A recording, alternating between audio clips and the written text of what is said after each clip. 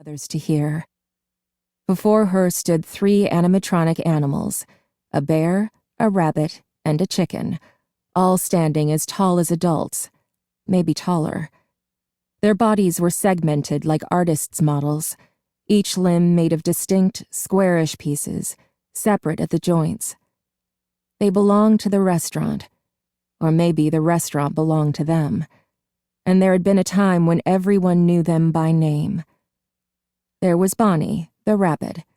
His fur was a bright blue, his squared-off muzzle held a permanent smile, and his wide and chipped pink eyes were thick-lidded, giving him a perpetually worn-out expression. His ears stuck up straight, crinkling over at the top, and his large feet splayed out for balance. He held a red bass guitar, blue paws poised to play, and around his neck was a bow tie that matched the instrument's fiery color.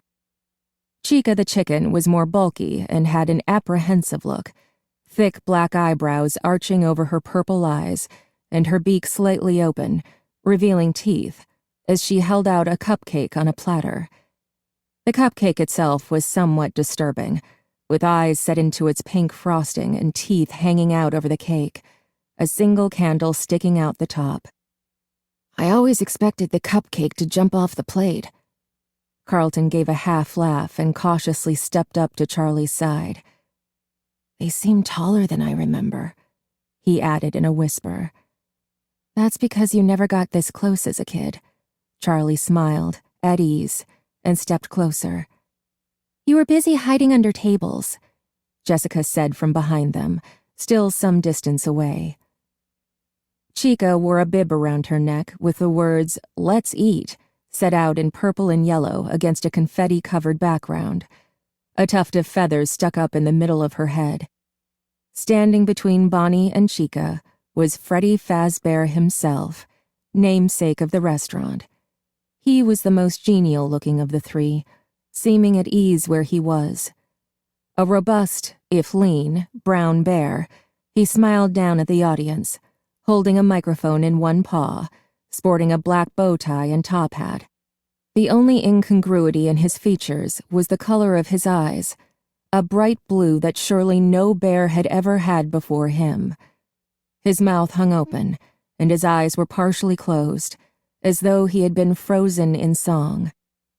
Carlton drew closer to the stage until his knees pressed against the rim of it.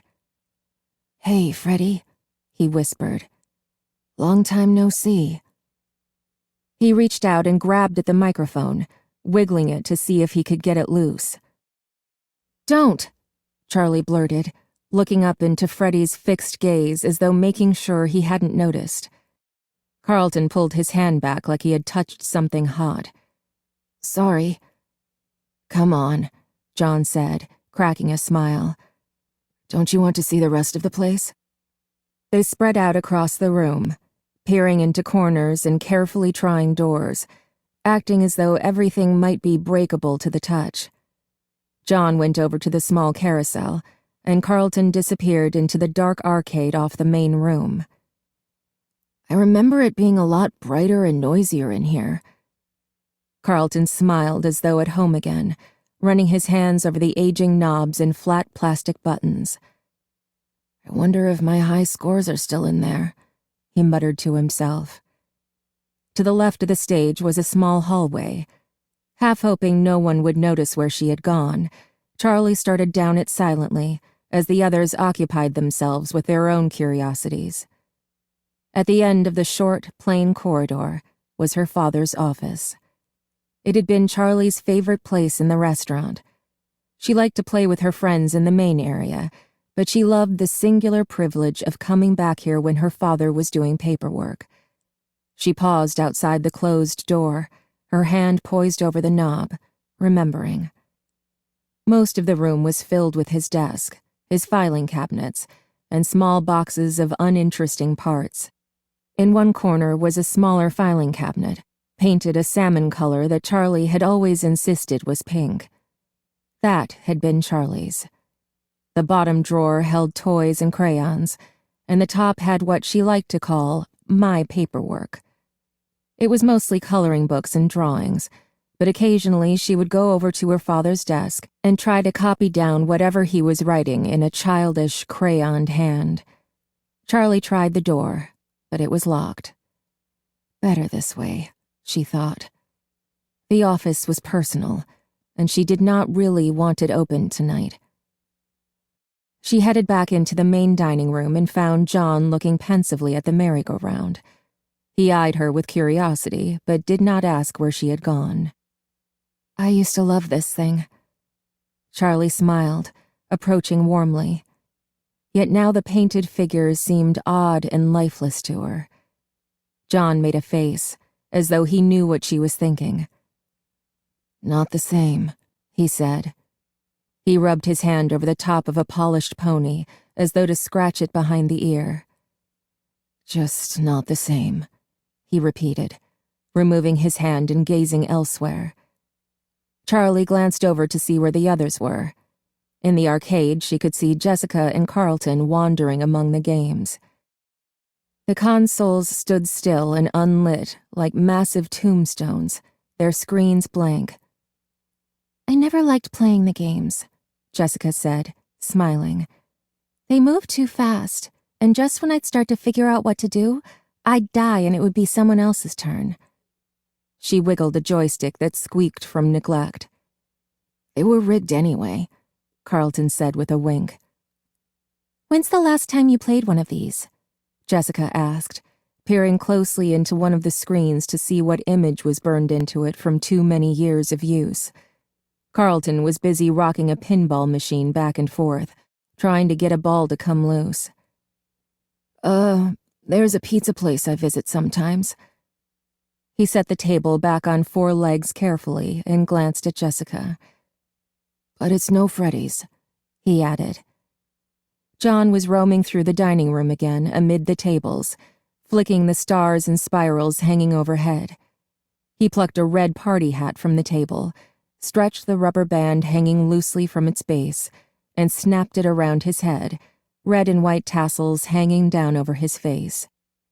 "Oh, let's check out the kitchen," he said. Charlie followed as he bounded off toward it.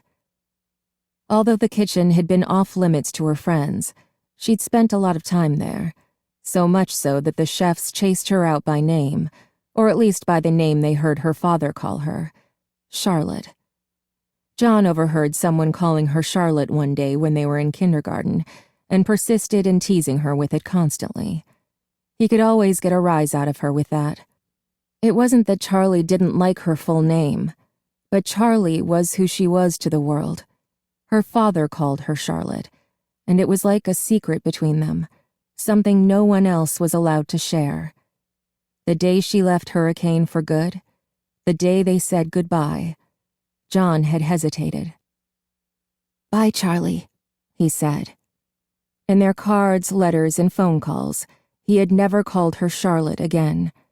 She never asked why, and he never told her. The kitchen was still fully stocked with pots and pans, but it held little interest for Charlie in the midst of her memories. She headed back out into the open space of the dining room, and John followed. At the same time, Jessica and Carlton stumbled out of the arcade, tripping into each other as they crossed the thresholds between rooms in the dark. "Anything interesting?" John asked. A gum wrapper, 30 cents, and Jessica. So no, not really," Carlton said. Jessica playfully gave him a punch in the shoulder. "Oh, have we all forgotten?" Jessica gave an evil smile, pointing to another hallway on the opposite side of the dining room. She headed toward it swiftly before anyone could answer, and they followed her.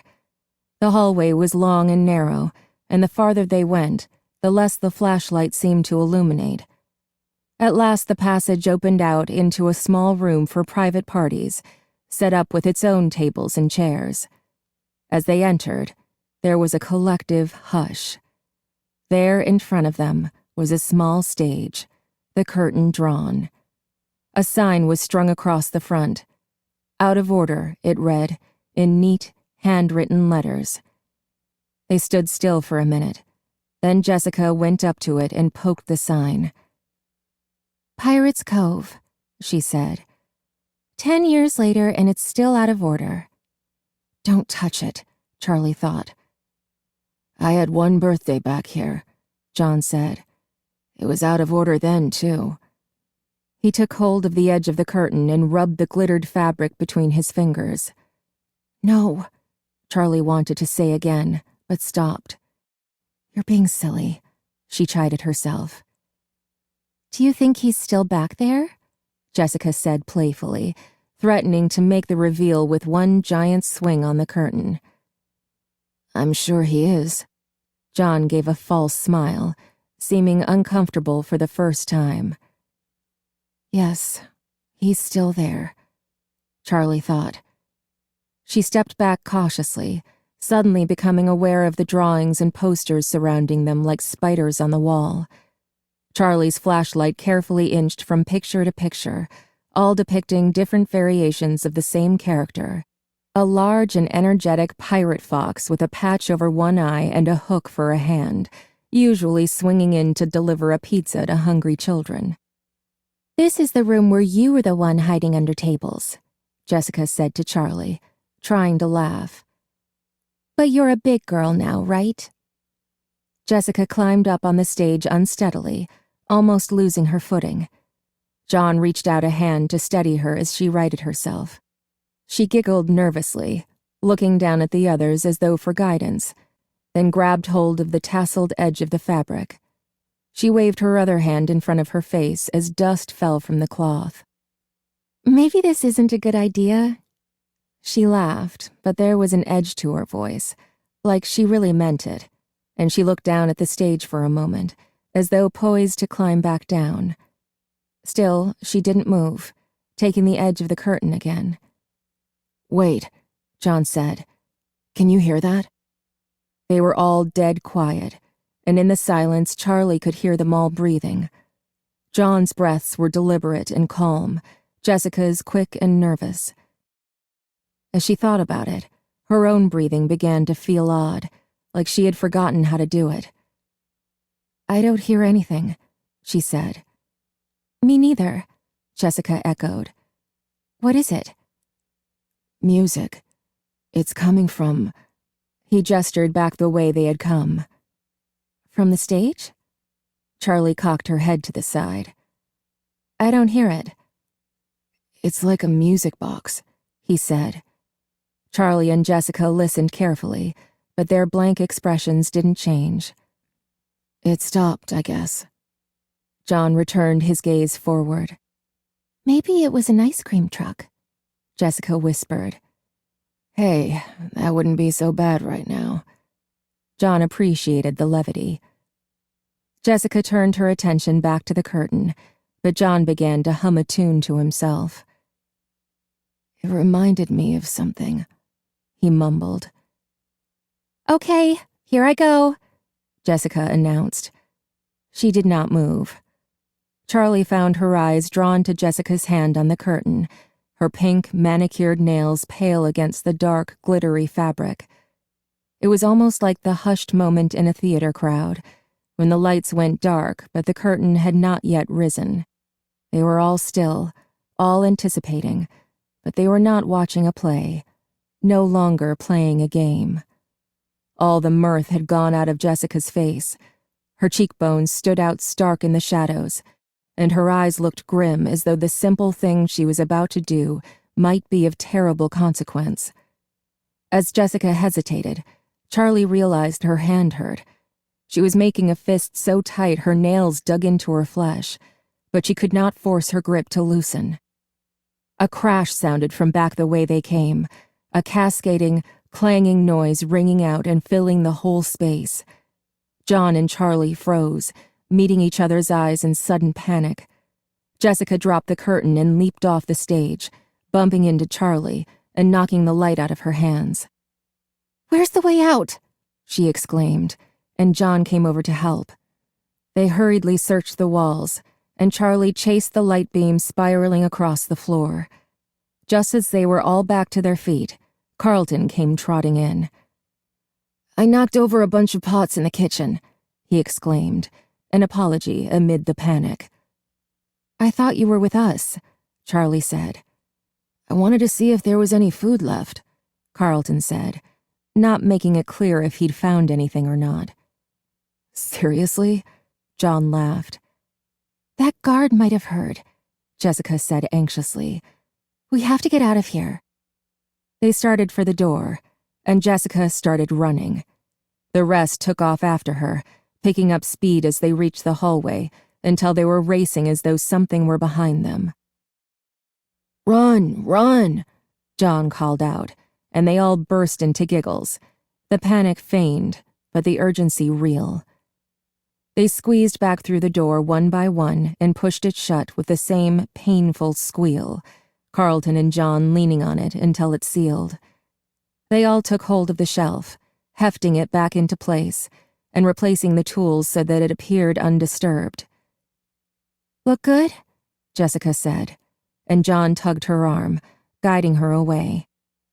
They made their way quickly but carefully back the way they came, using only Carlton's penlight, back through the empty hallways and the open atrium to the parking lot. The guard's light did not appear again. Little anticlimactic, Carlton said with disappointment, checking back one more time in hopes they were being chased. Are you kidding? Charlie said as she went to her car, already pulling the keys free from her pocket. She felt as though something locked deep inside her had been disturbed, and she was not sure if that was a good thing or not. That was fun, John exclaimed, and Jessica laughed. That was terrifying, she cried. It can be both, Carlton said, grinning widely. Charlie began to laugh, and John joined in. What? Jessica said. Charlie shook her head, still laughing a little. It's just, we're all exactly the same as we were. I mean, we're totally different and older and everything, but we're the same. You and Carlton sound exactly like you did when we were 6. Right, Jessica said, rolling her eyes again, but John nodded. I know what you mean, he said. And so does Jessica. She just doesn't like to admit it. He glanced back at the mall. Is everybody sure that guard didn't see us? We can outrun him now, Carlton said reasonably, his hand resting on the car. I guess, John said, but he did not sound convinced.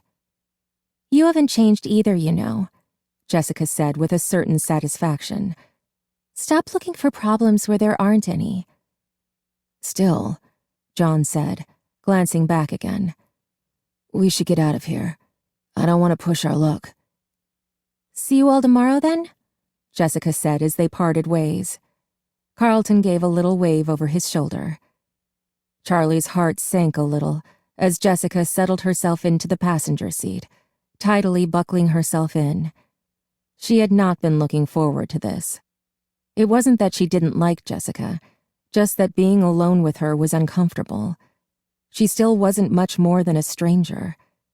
Yet Charlie was still exhilarated from the night's adventure, and the lingering adrenaline gave her a new confidence. She smiled at Jessica. After tonight, they suddenly had something very much in common. Do you know which way the motel is? She asked, and Jessica nodded and reached for the purse down at her feet. It was small and black with a long strap, and on the drive to the construction site, Charlie had already seen her remove a lip gloss, a mirror, a pack of breath mints, a sewing kit, and a tiny hairbrush. Now she pulled out a small notebook and pen. Charlie smiled. Sorry, how much stuff do you have in that thing? She asked, and Jessica looked at her with a grin. The secrets of the purse must not be disclosed, she said playfully, and they both laughed.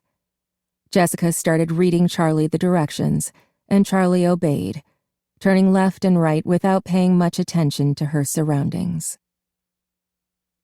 Jessica had already checked in, so they went straight to their room, a small beige box of a room with 2 double beds covered in shiny brown spreads. Charlie set her bags on the bed closest to the door, and Jessica went to the window. As you can see, I splurged on the room with the view, she said, and flung the curtains open dramatically to reveal 2 dumpsters and a dried-out hedge. "I want to have my wedding here." "Right," Charlie said, amused. Jessica's prim demeanor and fashion model looks made it easy to forget that she was smart as well. As a child, she remembered being slightly intimidated every time they got together to play, before realizing after the first few minutes how much she liked Jessica. She wondered if it was hard for Jessica to make friends, looking the way she did, but it wasn't the kind of thing you could really ask someone. Jessica flopped down on the bed, lying across it to face Charlie. "So, tell me about you," she said confidentially, mocking a talk show host or someone's nosy mother. Charlie shrugged awkwardly, put on the spot. "What does that mean?" she said. Jessica laughed. "I don't know. What an awful thing to ask, right? I mean, how do you answer that? How about school? Any cute boys?" Charlie lay down across the bed, mimicking Jessica's position. "Cute boys? What are we, 12? "Well," Jessica said impatiently. "I don't know," she said. "Not really." Her class was too small.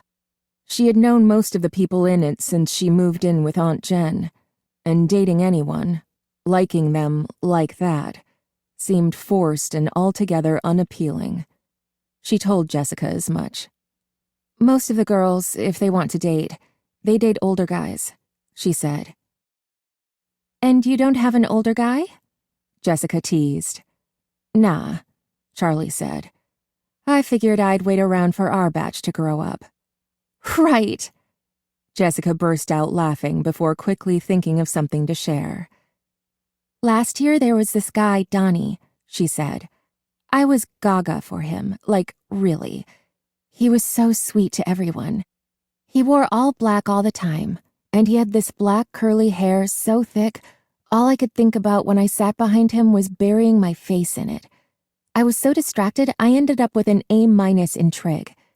He was super artistic, a poet, and he carried around one of those black leather notebooks, and he was always scribbling something in it, but he would never show anybody." She sighed dreamily. "I figured if I could get him to show me his poetry, I would really come to know his soul, you know?" "So, did he ever?" Charlie said. "Oh, yeah," she said, nodding emphatically. "I asked him out finally, 'cause he was shy and he was never going to ask me. And we went to the movies and made out a little.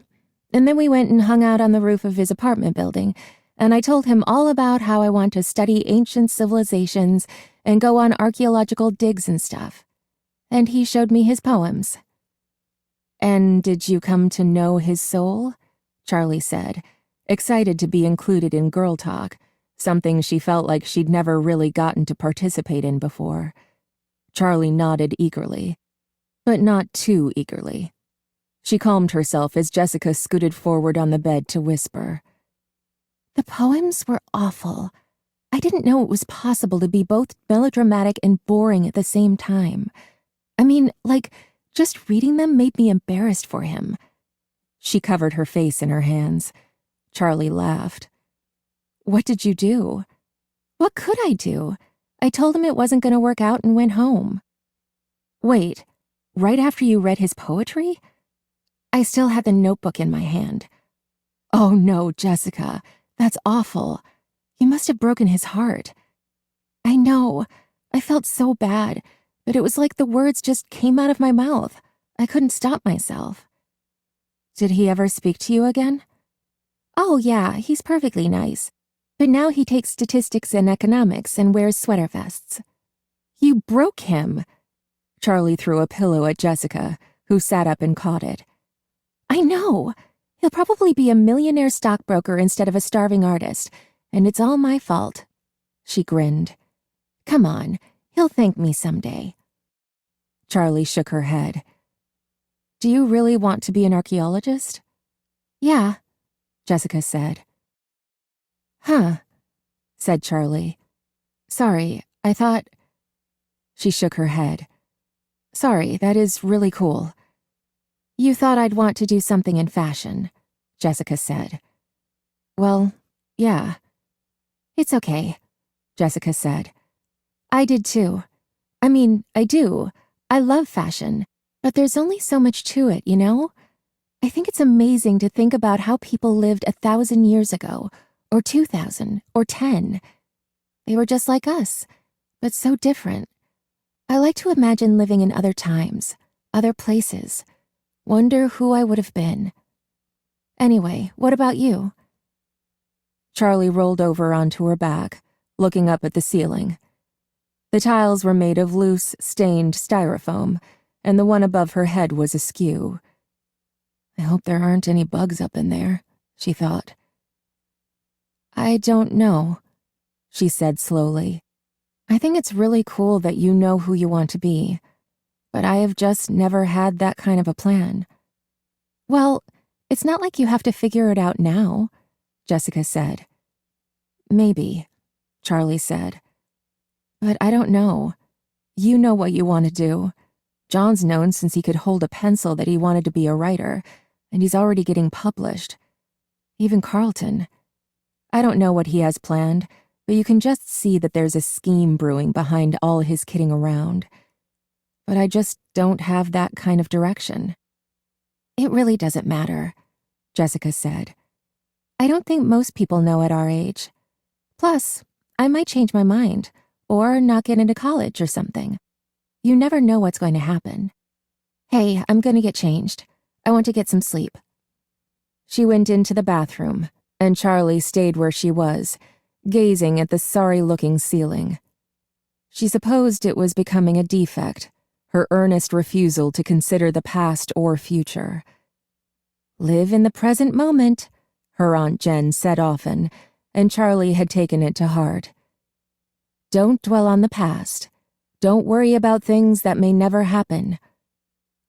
In 8th grade, she had taken a shop class, vaguely hoping the mechanical work might spark something of her father's talent, might unleash some inherited passion lying latent within her, but it had not. She had made a clumsy-looking birdhouse for the backyard. She never took another shop class, and the birdhouse only attracted one squirrel who promptly knocked it down. Jessica came out of the bathroom wearing pink striped pajamas, and Charlie went in to get ready for bed, changing and brushing her teeth hurriedly. When she came out again, Jessica was already under the covers with the light by her bed turned off. Charlie turned hers off too, but the light from the parking lot still shone in from the window, somehow filtering past the dumpsters. Charlie stared up at the ceiling again, her hands behind her head. Do you know what's going to happen tomorrow? She asked. I don't really know, Jessica said. I know it's a ceremony at the school. Yeah, I know that, Charlie said. Are we going to have to do anything? Like, do they want us to speak? I don't think so, Jessica said.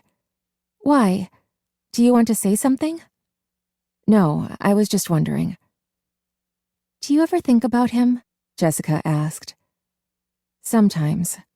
I try not to, Charlie said half-truthfully.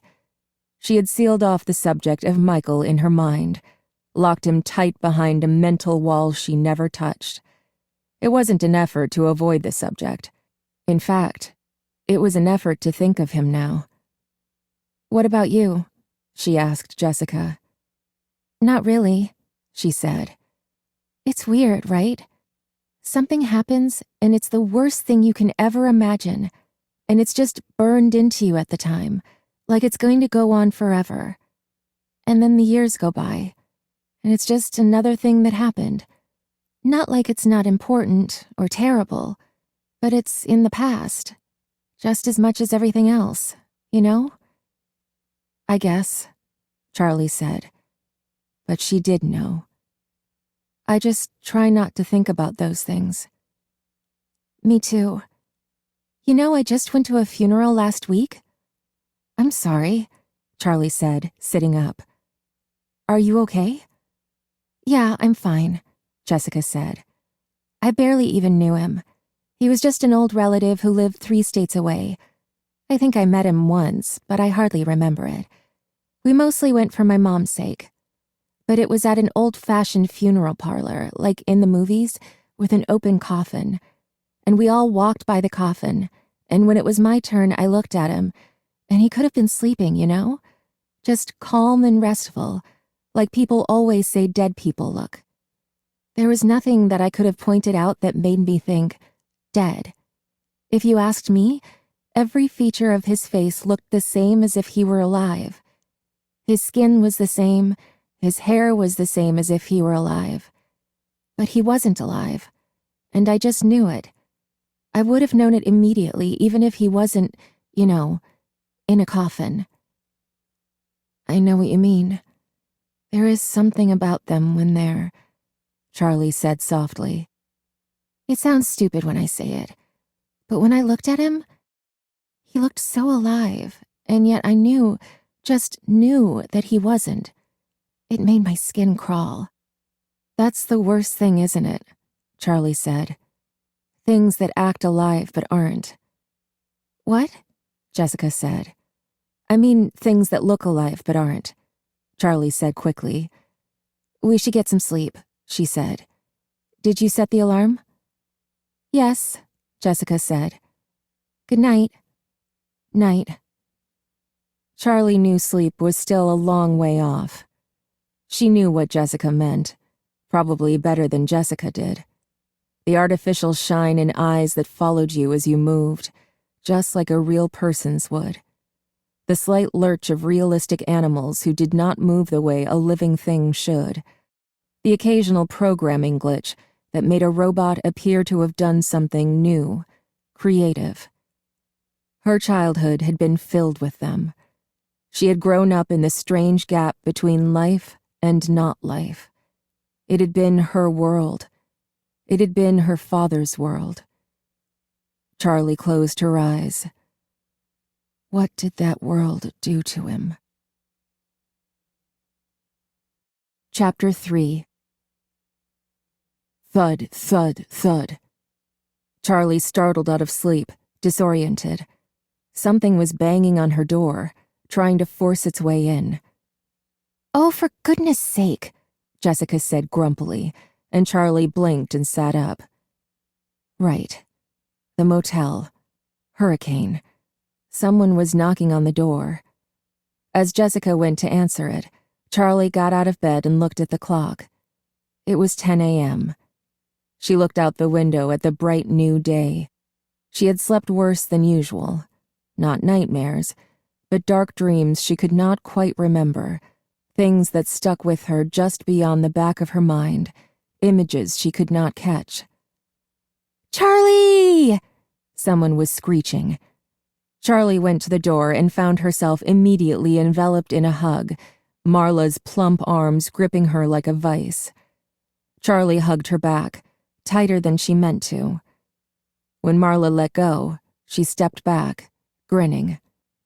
Marla's moods had always been so intense they were contagious, spreading out to whoever was in her path. When she was gloomy, a pall fell over all her friends, the sun gone behind her cloud.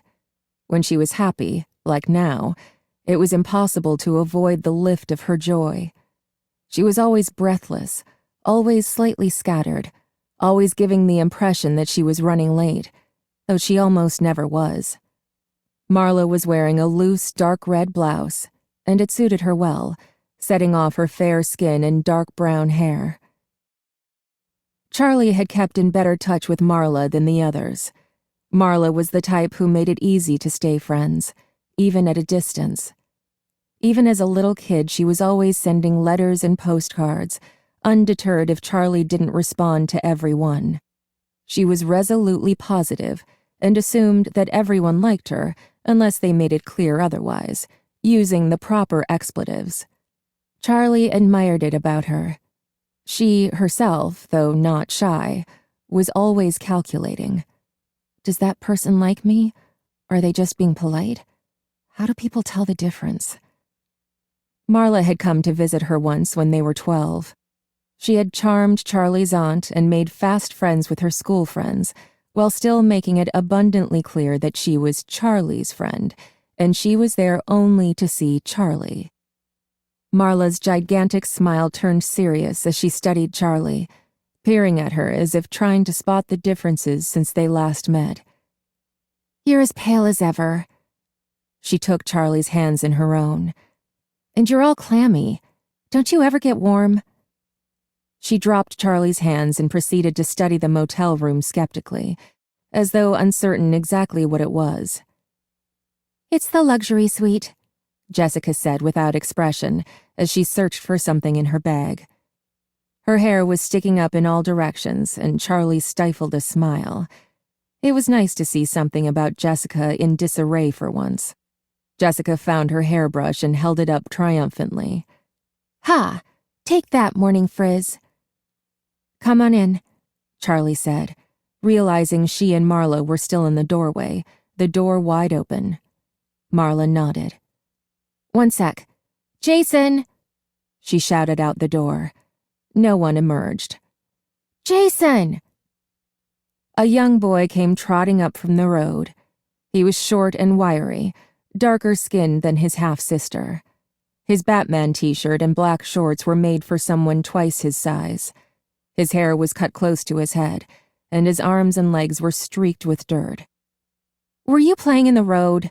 Marla demanded. "No," he said. "Yes, you were. Don't do that. If you get yourself killed, Mom's gonna blame me. Get inside." Marla shoved her little brother inside and shook her head. "How old are you now?" Charlie asked. 11, Jason said. He went to the TV and started fiddling with buttons. "Jason, stop it," Marla said. "Play with your action figures." "I'm not a little kid," he said. "Anyway, they're in the car." But he stepped away from the television and went to look out the window. Marla rubbed her eyes. "We just got here. We had to leave at 6 this morning, and someone," she said pointedly, glancing over her shoulder at Jason, "wouldn't stop fiddling with the radio. I am so tired." She didn't seem tired, but then she never did. At their sleepovers as kids, Charlie remembered her bouncing around like a maniac while the rest of them were winding down for the night, then falling asleep abruptly, like a cartoon character who'd been hit over the head with a rolling pin.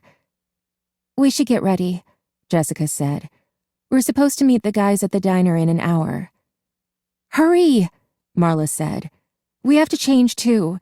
I didn't want to get all gross while we were driving." "Jason, you can watch TV," Charlie said, and he looked at Marla. She nodded, and he grinned and turned it on, starting to flip through channels. "Please just pick a channel," Marla said. Charlie headed into the bathroom to get dressed, while Jessica fussed with her hair. A little less than an hour later, they pulled into the diner parking lot. The others were already there, in the same booth they'd been in the night before. When they got inside, Marla performed a second round of squeals and hugs, only slightly quieter now that they were in public. Overshadowed by her enthusiasm, Lamar stood and waved at Jessica and Charlie, waiting until Marla sat down. "Hi, guys," he said at last. He was wearing a dark tie and a dark gray suit. He was tall and thin, black, with his hair shaved close to his head. His features were sharp and attractive, and he looked just a little older than the rest of them. It could have been the suit, but Charlie thought it was something about the way he stood, holding himself like he would be comfortable wherever he was. They had all dressed up a little for the ceremony. Marla had changed at the motel, and she and Jessica were both wearing dresses. Jessica's was knee-length and covered in pastel flowers, a light fabric that moved as she walked. Marla's was simple, white with big sunflowers splashed over it. Charlie hadn't thought to bring a dress, and she hoped she didn't look out of place in black pants and a white button-down shirt. John was wearing a light purple shirt today, though he'd added a matching tie in a slightly darker color, and Carlton seemed to be wearing an identical outfit as before, still all in black. They all sat down. "Well, Don't we all look nice? Marla said happily. Where's Jason? Jessica craned her head from side to side. Marla groaned. I'll be right back. She scooted out of the booth and hurried out the door. Lamar, what have you been up to? Charlie asked. Lamar grinned. He's an Ivy League man, Carlton said, teasing. Lamar looked briefly down at the table, but he was smiling. Early acceptance, was all he said. Which one? Jessica said. Cornell. Wait, how did you already apply to college? Charlie said.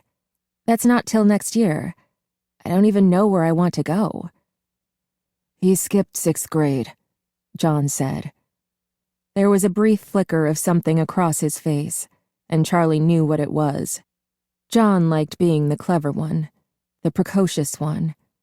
Lamar had been kind of a goof-off when they were kids, and now he had leaped ahead. John forced a grin, and the moment passed. Congratulations, he said, with no hint that it was not entirely sincere. Marla came bursting in again, this time towing Jason behind her, holding on to his upper arm. At the hotel, she had made him change into a blazer and khakis as well, though he was still wearing his Nikes. I'm coming! Stop it! He whined. Is that Jason? Carlton asked. Yeah, Jason said.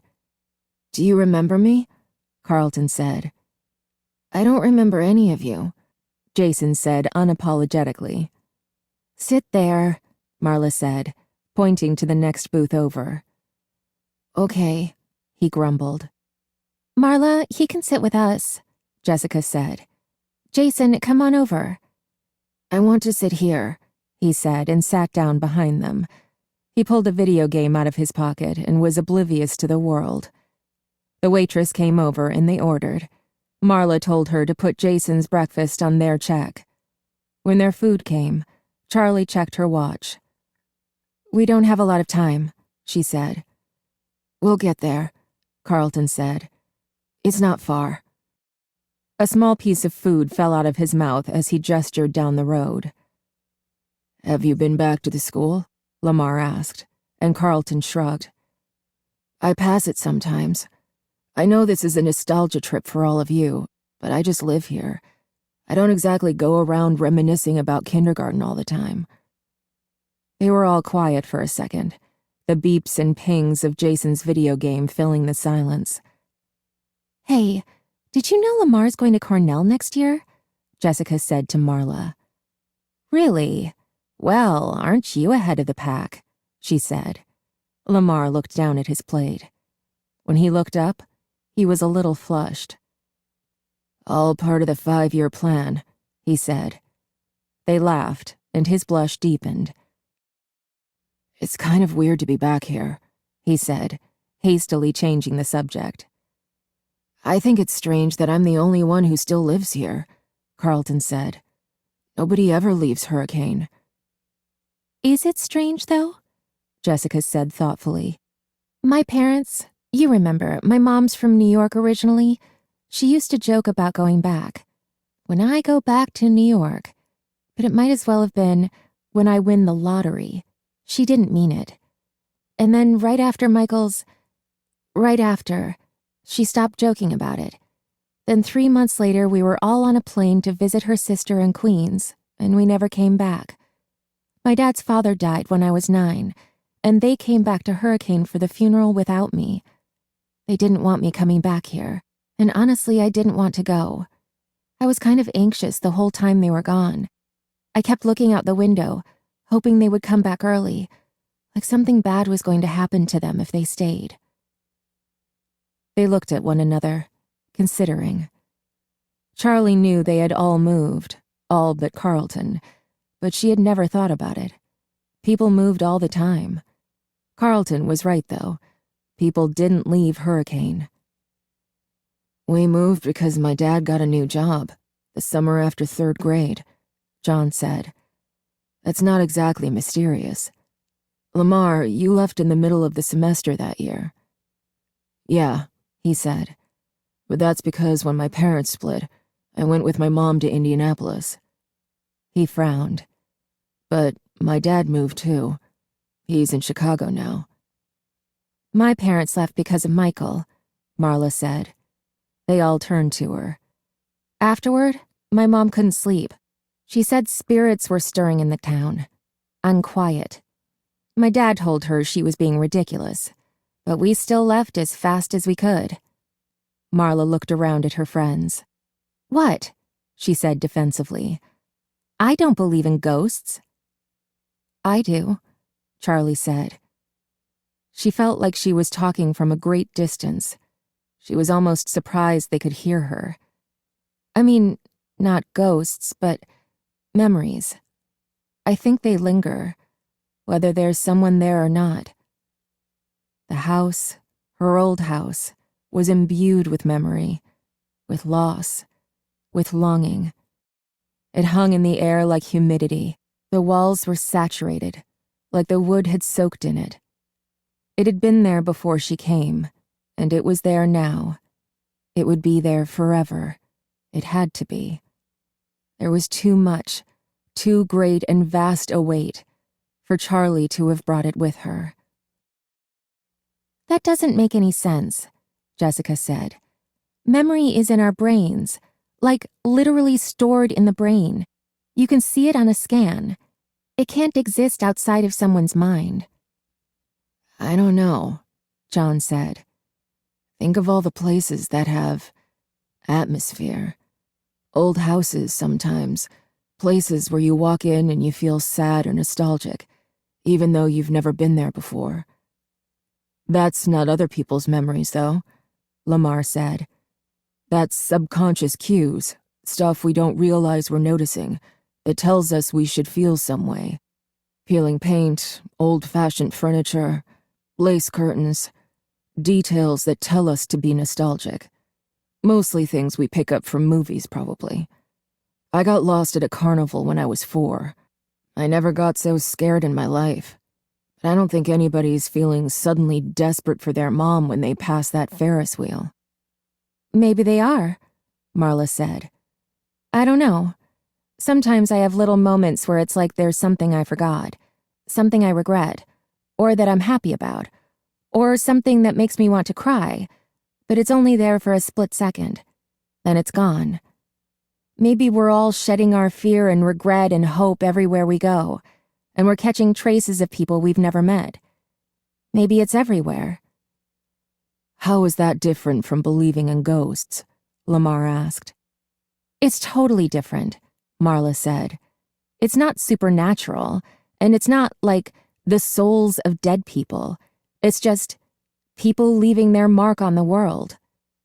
So, it's the ghosts of living people? Lamar said. No.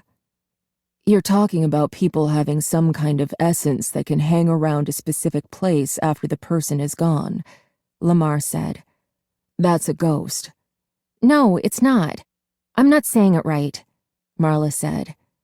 She closed her eyes for a minute, thinking. Okay, she said at last. Do you all remember my grandmother? I do, said Jason. She was my grandmother too. She was my dad's mom, not yours, Marla said. Anyway, you were only a year old when she died. I do remember her, Jason said quietly. Okay, Marla said. So she collected dolls from the time she was a kid. She and my grandfather used to travel a lot after he retired, and she'd bring them back from all over the world. She had them from France, Egypt, Italy, Brazil, China, everywhere. She kept them in their own special room, and it was full of them, shelves and shelves of dolls, some tiny and some almost as big as I was. I loved it. One of my earliest memories is playing in that room with the dolls. I remember my dad would always warn me to be careful, and my grandmother would laugh and say, "Toys should be played with."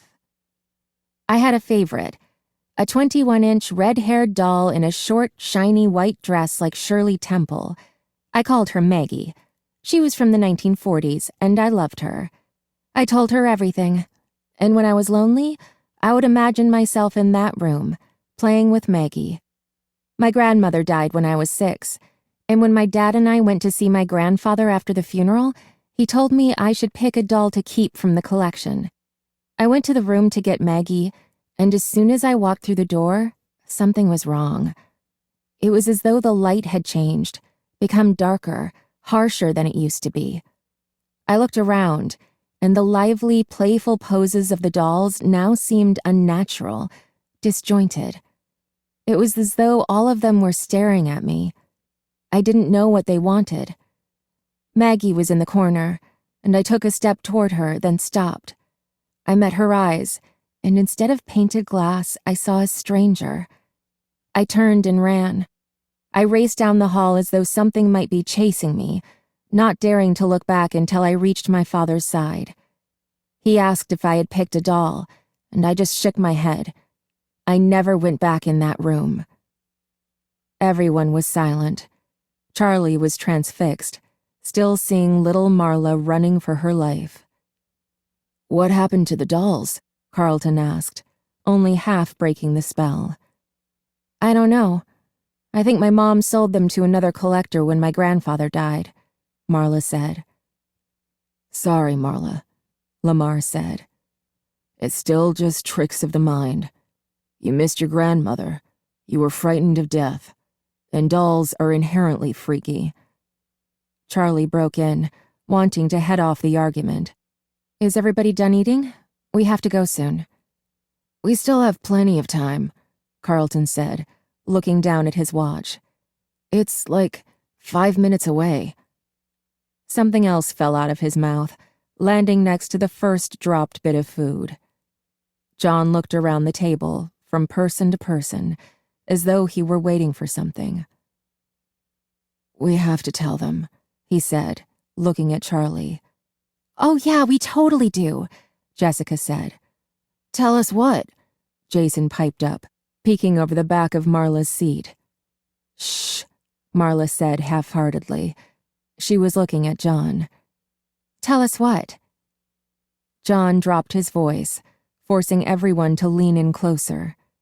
Charlie did it too, eager to hear, even though she knew exactly what he was going to say. "We went to Freddys last night," he said. "Freddys is still there?" Marla exclaimed, too loud.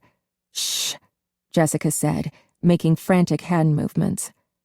"Sorry," Marla whispered. "I just can't believe it's still there." "It's not," Carlton said, raising his eyebrows and grinning enigmatically at Lamar. "It's hidden," John explained. "They were supposed to knock it down to build a mall, but they didn't. They just built around it." "Entombed it," John corrected. "And you got in?" Lamar said. Charlie nodded confirmation. "No way." "What was it like?" Marla asked. "Exactly the same," John said. It was like everyone vanished," Charlie said softly. "I want to go too. You have to take us," Marla said. Jessica cleared her throat hesitantly, and they all looked at her.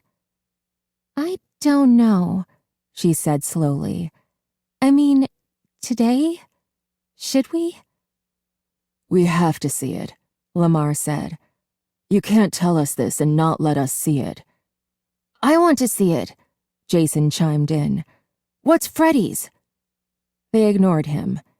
His eyes were wide, and he was hanging on to every word. "Maybe Jessica's right," John said with reluctance. "Maybe it's disrespectful to go tonight." There was a moment's pause, and Charlie knew they were waiting for her to talk. She was the one they were really afraid of offending. They needed her permission. "I think we should go," she said. "I don't think it's disrespectful. It's almost a way of honoring what happened." She looked around the table. Jessica was nodding. Charlie wasn't sure it was much of an argument, but they didn't need to be convinced. They wanted an excuse. Marla twisted herself to look back at Jason's plate. "Are you done eating?" she asked. "Yep," he said. Marla pointed to the game in his hand. "You know you can't play with that during the ceremony," she said. Yep. "I'm serious, Jason. I'm locking it in the car." Why don't you just lock me in the car? He muttered. I'd love to, Marla said under her breath as she turned back to the group. "Okay, we can go." They headed to the school in a caravan, the boys in Carlton's car, Marla following, and Charlie bringing up the rear. We should have carpooled, Jessica said idly, staring out the window. It hadn't occurred to Charlie. I guess, she said. On the other hand, I'm not sure I want to ride with Marla and Jason, Jessica said plainly. They are kind of intense, Charlie agreed. When they arrived, the parking lot was already jammed full. Charlie parked on a side street in what she hoped was a legal spot, and they walked to the school along the familiar sidewalk. Jessica shivered. I've got goosebumps. It is weird to be here, Charlie said. The school looked unchanged from the outside, but the fence was new and slick, a black plastic-coated chain link. The whole town was like this, a mix of old and new, familiar and not. The things that had changed seemed out of place, and the things that had remained the same made Charlie feel out of place. It must be so strange for Carlton to live here, she thought. I know this is a nostalgia trip for all of you, but I just live here, he had said. Somehow, Charlie was not sure she believed that. When they got to the playing field behind the school, the bleachers were already full. Rows of folding chairs had been laid out in front of them to add more seating, and Charlie spotted Marla and the boys at the front. Oh, great, she said. I don't want to sit in the front row. I don't mind, Jessica said. Charlie looked at her. Of course you don't, she wanted to say. You're you. Yeah, she said instead. No big deal. Half the town must be here, she observed as they made their way to the group, where 2 seats had been saved. There was one open in the front row, next to Carlton, and one right behind it, beside Marla. Jessica winked at Charlie and sat down next to Carlton. She leaned toward him, and they started whispering. Charlie repeated herself to Marla. There's a lot of people here. Yeah, Marla said. I mean, it's a small town, you know? It was a big deal. Plus, his parents still live here. People remember. People remember, Charlie echoed softly. There was a small raised stage set up in front of them, with a podium and 4 chairs. Behind the chairs, a screen was suspended. Projected on it was a larger-than-life picture of Michael. It was a close-up, just his face. It was not the most flattering picture. His head was thrown back at an odd angle, his mouth open in laughter. But it was perfect. A joyful moment, snatched up and kept, not curated. He looked happy. Darn it, Marla said softly. Charlie looked at her.